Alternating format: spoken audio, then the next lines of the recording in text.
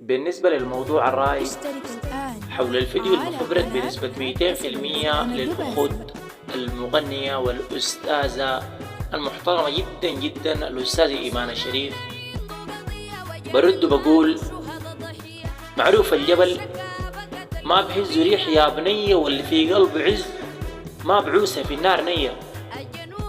أقول لك قولة يا ديسك 11 طية ما تهتمي بقول ديلة وقدي ليه كي نسبك عز شوفتك عز بيت فراس، جدودك بدري باحسين العلم دراس، إن رطنا بنشك ويتبادلوا الحراس بتناسب بفصل جدة من راس، كبارك بدري ناس خلوات ولوح وكتاب ونصار دولة لجداد اللي مروا التاب، يوم رطنا السلاح ما جابوا لهم عتاب عدوهم سولوا زرد وقال سلاما تاب، بيتعربوا عزاز ما جابوا لهم في دارهم ولا قم حلتاهم كان مساعدة زارهم، غير ما انه ناس حباتوا بيفقدوا يارهم تغيب الشم تولع للصباحات نارهم.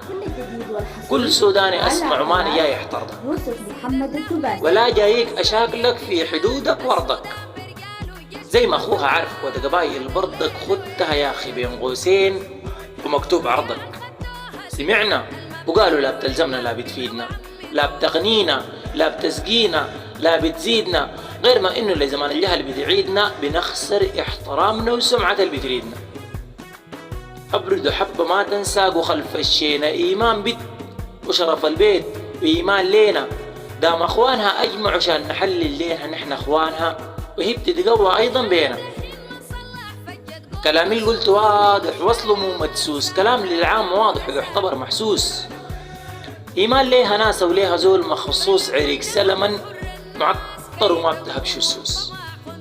واخيرا بقول لكل ود ناس راجل سند الرايقة فزاع الرموش مناجل، خليك عز ود فراس واثبت راجل. الفيديو كان اتاك بالله يحذف عاجل، انا اخو الرايقة يا سامعني وين ما حلت، وسند الواقع على الشاشة الدموع حدلت، مما قمت في العاصمة الريوحة متلت بعز الأخوة من دربواج بما بتفلت، بعز الأخوة من دربواج بما بتفلت.